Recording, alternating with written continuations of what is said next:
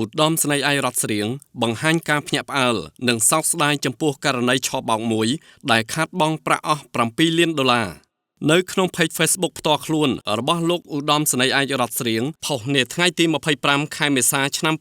2025បានលើកឡើងអំពីបទពិសោធន៍នៃការបង្ក្រាបករណីឆបោកជាច្រើនដែលលោកធ្លាប់បានផ្សព្វផ្សាយនិងអំពាវនាវឲ្យមហាជនមានការប្រុងប្រយ័ត្នហើយលោកក៏បានបង្ហាញនូវអារម្មណ៍ភ្ញាក់ផ្អើលនិងសោកស្ដាយចំពោះករណីឆបោកមួយដែលធ្វើឲ្យជនរងគ្រោះខាតបង់ប្រាក់រហូតដល់$7 លានត្រូវបានអាវុធហត្ថរាជធានីភ្នំពេញបង្ក្រាបបានកាលពីថ្ងៃទី19 ខែមេសាឆ្នាំ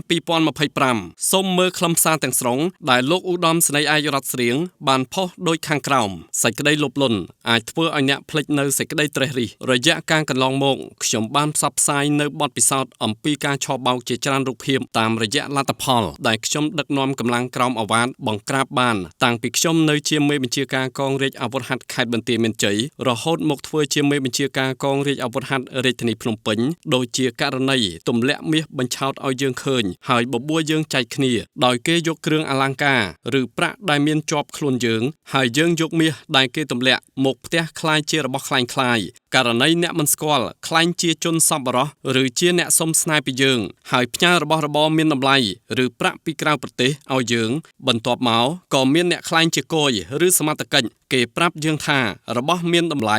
ឬប្រាក់ដែលផ្ញើមកពីក្រៅប្រទេសសុទ្ធតែខុសច្បាប់ហើយក៏បោកយើងថាដើម្បីយករបស់ឬប្រាក់ទាំងនោះបានត្រូវបង់ប្រាក់ឲ្យគេជាដើមតែអ្វីដែលភ្ញាក់ផ្អើលនិងសោកស្ដាយបំផុតគឺបានឃើញល្បិចឆបោកដដែលរបស់ជនទុច្ចរិតនៅតែមានប្រសិទ្ធភាពដោយមានជនរងគ្រោះម្នាក់ហើយម្នាក់ទៀតត្រូវរងការបោកប្រាស់និងធ្វើឲ្យខាតបង់ទ្រព្យសម្បត្តិអស់ជាច្រើនថ្ងៃនេះខ្ញុំសូមលើកយករូបភាពឆបោកមួយករណីទៀតដែលអាវុធហត្ថរាជធានីភ្នំពេញបង្ក្រាបបានកាលពីថ្ងៃទី19 ខែមេសាឆ្នាំ2025មកអំពាវនាវជាថ្មីដើម្បីឲ្យមហាជនមានការប្រុងប្រយ័ត្នជនរងគ្រោះម្នាក់ត្រូវបានជនជាតិស្បែកខ្មៅ5នាក់លួងលោមថាពួកគេមានប្រាក់ប្រឡាក់ទឹកខ្មៅជាច្រើនលានដុល្លារអាមេរិកតែពុំអាចចាយបានលុះត្រាតែមានប្រាក់ដុល្លារពិតប្រាកដយកមកលាងជាមួយម្សៅហើយយកម្សៅនោះទៅលាងជាមួយនឹងប្រាក់ប្រឡាក់ទឹកខ្មៅទើបคล้ายជាប្រាក់អាចចាយបានដោយពួកវានឹងឲ្យផលចំណេញមកជនរងគ្រោះវិញ1ទ្វេជា3ឬ1ទ្វេជា5ដំបូងឡើយជនរងគ្រោះបានយកប្រាក់ដុល្លារពិតប្រាកដចំនួន$2,000ឲ្យក្រុមឆបោកដាក់ចូលម៉ាស៊ីនក្រឡុកជាមួយនឹងម្សៅនិងដាក់ប្រាក់ប្រឡាក់ទឹកខ្មៅចូល$8,000តែមុនពេលក្រឡុកក្រុមឆបោកបានឲ្យជនរងគ្រោះលេបថ្នាំដោយប្រាប់ថាដើម្បីការពារការពុលម្សៅគីមីដែលក្រឡុកប្រាក់ហើយពួកវាក៏លេបឲ្យមើលមុនផងដែរមួយសន្ទុះក្រោយមកឃើញថាប្រាក់ចេញមកវិញចំនួន$10,000សិតតែជាប្រាក់ដុល្លារពិតប្រាកដអាចចាយបានត្រង់នេះជាល្បិចបន្លំមួយបន្ទាប់មកក្រុមឆបោកក៏ប្រគល់ប្រាក់ដែលទើបលាងរួចឲ្យទៅជនរងគ្រោះទាំងអស់ត្រង់នេះជាល្បិចចិត្តសាស្ត្រមួយក្រោយមកជនរងគ្រោះក៏មានការទុកចិត្តជឿលង់ទៅលើជនឆបោកទាំងស្រុងបានប្រគល់ប្រាក់ជាបន្តបន្ទាប់ឲ្យទៅជនឆបោកទាំងនោះរហូតដល់ចំនួន$7 លានដើម្បីលាងប្រាក់ប្រឡាក់ទឹកខ្មៅចំនួន$28 លាន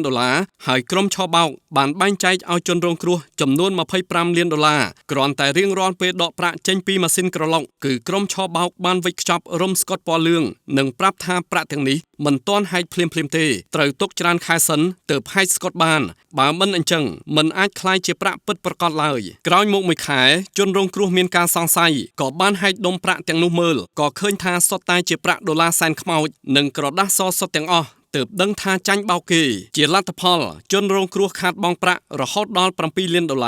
ត្រង់នេះគឺក្រុមឆបោកបានបន្លំប្តូរប្រាក់នៅពេលដាក់ចូលក្នុងម៉ាស៊ីនដោយត្រឡប់ប្រាក់ពិតប្រាកដចុះទៅក្នុងប្រអប់សម្ងាត់នៅបាតម៉ាស៊ីននិងជំនួសមកវិញនៅប្រាក់សែនខ្មោចហើយសមត្ថកិច្ចអាវុធហត្ថរាជធានីភ្នំពេញឃាត់ខ្លួនបានត្រឹមជនជាតិស្បែកខ្មៅ2នាក់កសាងសំណុំរឿងបញ្ជូនទៅតុលាការដើម្បីធ្វើការផ្ដន្ទាទោសតាមច្បាប់រីឯបកពួកជនល្មើសដែលនៅសេសសល់កំពុងស្រាវជ្រាវស្វែងរកបន្តជាថ្មីម្ដងទៀតខ្ញុំសូមយកបទពិសោធន៍ទាំងនេះអំពាវនាវដល់បងប្អូនសូមមានការត្រេះរិះដោយប្រុងប្រយ័ត្នឲ្យបានខ្ពស់បំផុតកុំឲ្យសេចក្តីលោភលន់មកបិទបាំងភ្នែកនិងរារាំងដល់ការពិចារណាយើងបានព្រោះថាលើលោកនេះពុំមានផលប្រយោជន៍ឯណា រត់មករកយើងដោយឯកឯងទេបើគេប្រាប់យើងថាអាចរកប្រាក់បានស្រួលដោយមិនបាច់ប្រឹងយើងត្រូវសួរខ្លួនឯងថាម្ដេចគេមិនសងំរកម្នាក់ឯងបែរជាមកហៅរកយើងឲ្យចូលរួមចែករំលែកឬកាត់បន្ថយផលប្រយោជន៍របស់គេតើយើងត្រូវជាអ្វីនឹងគេចុះម្ដេចគេមិនយកផលប្រយោជន៍ទាំងនោះ